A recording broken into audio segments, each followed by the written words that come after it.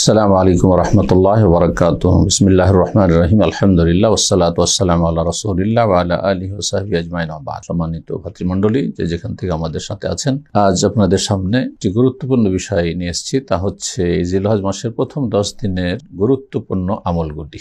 আমি আজকে সংক্ষেপে, দলিল ছাড়া, যদিও প্রত্যেকটি দলিল রয়েছে, কিন্তু সময়ের স্বল্পতার জন্য শুধু পয়েন্টগুলি বর্ণনা করব। এই 10টি আমলের প্রথম যে গুরুত্বপূর্ণ আমল, সেটি হচ্ছে বাইতুল্লাহর হজ বা ওমরা করা। আর বিশেষ করে যদি সেটি ফরজ হয়, অর্থাৎ জীবনের প্রথমবার হয়, যে এটি সবচেয়ে গুরুত্বপূর্ণ আমল। আল্লাহ রাব্বুল আলামিন আমাদের সকলকে তৌফিক দান করেন, যারা হজ করেছেন কবুল করেন, ওমরা করেছেন কবুল করেন। 2 নম্বর হচ্ছে এই দিনগুলিতে সিয়াম পালন করা, রোজা রাখা। সিয়াম একটি গুরুত্বপূর্ণ ইবাদত, আর এই দিনগুলি যেহেতু গোটা বছরের মধ্যে সবচেয়ে ফজিলতপূর্ণ, আল্লাহর কাছে এই দিনগুলির আমল জিহাদ ফি সাবিলিল্লাহর চাইতে বেশি গুরুত্বপূর্ণ। সমস্ত আমলের চাইতে গুরুত্বপূর্ণ এবং ফজিলতপূর্ণ। সেই জন্য 1 তারিখ থেকে নিয়ে 9 তারিখ পর্যন্ত সিয়াম পালন যদি কেউ করে, তাহলে ভালো সবচেয়ে। আর না হলে কমপক্ষে আরাফার দিনে সিয়াম পালন করবে। যেই দিন হাজী সাহেবগণ আরাফে অবস্থান করেন, সেই দিন সিয়াম পালন করবে। রাসূলুল্লাহ সাল্লাল্লাহু আলাইহি ওয়াসাল্লামকে জিজ্ঞাসা করা হয় আরাফার সিয়ামের ফজিলত সম্পর্কে। তখন তিনি উত্তরে বলেন, ইউকাফিরুস সানাতাল মাদিয়া ওয়াল বাকিয়া, গত 1 বছর গুনাহ মাফ হবে এবং আগামী 1 বছর গুনাহ মাফ হবে। আল্লাহ রাব্বুল আমাদের সকলকে তৌফিক দান করেন। 3 নম্বর যে ইবাদতটি করবেন এই দিনগুলোতে, সেটি হচ্ছে তাকবীর পাঠ করা। মহান আল্লাহ সূরা হজের আয়াত নম্বর 28 বলছেন, ওয়ায়াজকুরুসমাল্লাহি ফি আইয়ামি মালুমাত। মুমিন মুসলিমরা আল্লাহর জিকির আজকার করবে বিশেষ জানাশোনা কয়েকটি দিনে। ইবনে আব্বাস রাদিয়াল্লাহু তাআলা তাফসীর করেছেন যে আশরু জিলহিজ্জা, জিলহজ মাসের প্রথম তারিখ থেকে শুরু করে 13 তারিখ পর্যন্ত তাকবীর পাঠ করবে। নবী সাল্লাল্লাহু আলাইহি ওয়াসাল্লাম এমরে বলেছেন, ফাকসিরু ফিহিন্না মিনাত তাহলিল ওয়াত তাকবীর ওয়াত তাহমিদ। বেশি বেশি এই দিনগুলিতে লা ইলাহা ইল্লাল্লাহ পড়ো, তাকবীর আল্লাহু আকবার পড়ো, আলহামদুলিল্লাহ পড়ো। তাকবীরের প্রসিদ্ধ বাক্য হচ্ছে আল্লাহু আকবার, আল্লাহু আকবার, লা ইলাহা ইল্লাল্লাহ, আল্লাহু আকবার, আল্লাহু আকবার, ওয়ালিল্লাহিল হামদ। আর বিভিন্ন পার্থক্যের সাথে যে বাক্যগুলি রয়েছে সালাফ থেকে বর্ণিত, সেগুলি পড়তে পারেন। জি।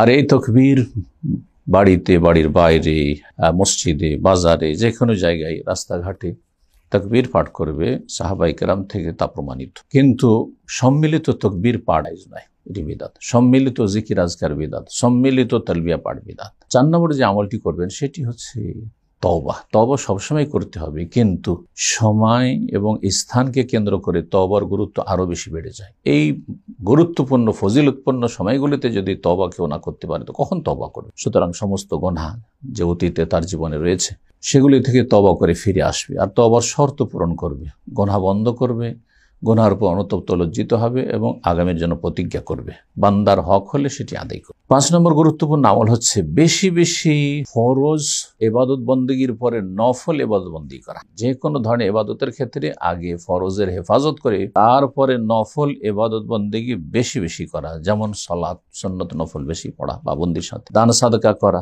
এবং কোরআন তিলাওয়াত করা, ভালো কাজের উপদেশ দেওয়া, অন্যায় কাজে বাধা হওয়া, দিনের কাজ করা, ইলম চর্চা করা, ইত্যাদি ইত্যাদি। 6 নম্বর যে আমলটি এই দিনগুলিতে, তাকবীরকে উলামায়ে কেরামগণ 2 ভাগে ভাগ করেছেন। অনেকে তাকবীর মুতলাক, যেটা সবসময় পাঠ করবেন যে কোনো সময়, তার জন্য সময় নির্ধারণ নেই, কোনো সময়ের সাথে সম্পৃক্ত নয়।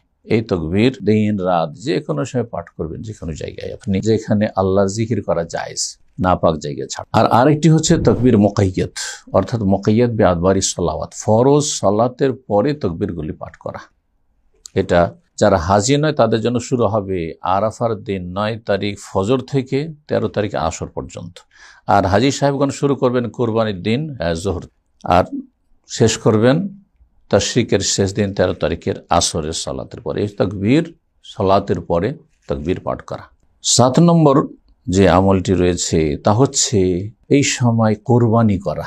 10 তারিখ কোরবানি করা সবচেয়ে উত্তম, আর 11, 12, 13 তারিখ পর্যন্ত এই 4 দিন কোরবানি করা জায়েজ। নবী সাল্লাল্লাহু আলাইহি সাল্লামের হাদিস দ্বারা প্রমাণিত। আইয়ামে তাশরিক, আইয়ামু যবহ, তাশরিকের দিনগুলি সবগুলি জবাইয়ের দিন। সুতরাং যারা শুধু 3 দিন বলেছে, অর্থাৎ 12 তারিখ পর্যন্ত শুধু তাশরিকের প্রথম 2 দিন, 11, 12 আর 10 তারিখ শুধু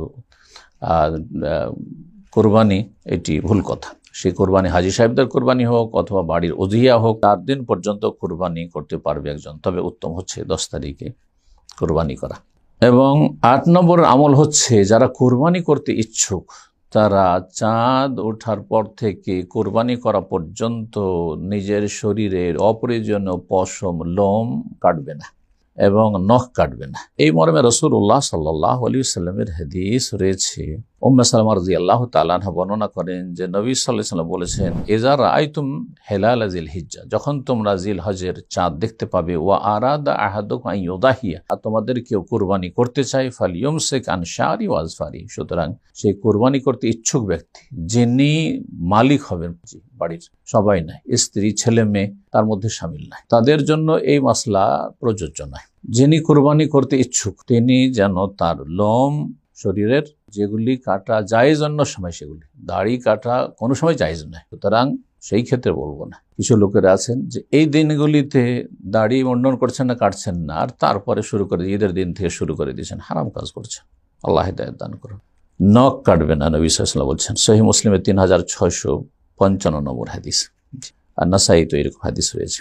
9 নম্বর যে আমলটি বলো সেটি হচ্ছে একজন মুসলিম যথাসাধ্য চেষ্টা করবে ঈদের সালাতে উপস্থিত হওয়ার। অনেকেই যারা প্রবাসে থাকেন তাদেরকে দেখা গেছে বা শোনা গেছে তাদের সম্পর্কে, তারা রাত্রে বন্ধু বান্ধবের সাথে আড্ডা দিয়ে থাকে, আর তারপরে সকাল হয়ে যায়, ফজরও ঘুমায় আর ঈদের সময় ঘুমায়, আর দিন হওয়ার পরে ঈদের সালাত যখন শেষ হয় তখন তারা বিছানা থেকে জেগে ওঠে। আল্লাহ তাদের হিদায়াত দান করে। ঈদের সালাত অনেকের কাছেই বছরের একটি ফরজ, ইবনে তাইমিয়া রাহিমাহুল্লাহ বলেছেন, সুতরাং সে ফরজ ত্যাগ করলো। এই মত অত্যন্ত শক্তিশালী, যদি অধিকাংশ আইম্মায়ে কেরাম বলেছেন যে ঈদের সালাত হচ্ছে সুন্নাতে মুআক্কাদা। তো ঈদের সালাত আদায় করা এবং আল্লাহর শুকরিয়া আদায় করা এটি অত্যন্ত গুরুত্বপূর্ণ বিষয় ঈদের দিনে। 10 নম্বর সর্বশেষ যে আমলের কথা বলো সেটি হচ্ছে এই দিনগুলিতে বেশি বেশি কল্যাণমূলক কাজ করবেন, আল্লাহর সন্তুষ্টির কাজ করবেন, বেশি বেশি জিকির আজকার করবেন, বেশি বেশি শুকরিয়া আদায় করবেন। আল্লাহ রাব্বুল আলামিন ইরশাদ করেছেন, লা ইন শাকারতুম লাযিদান্নাকুম, তোমরা যদি শুকরিয়া আদায় করো তাহলে তোমাদের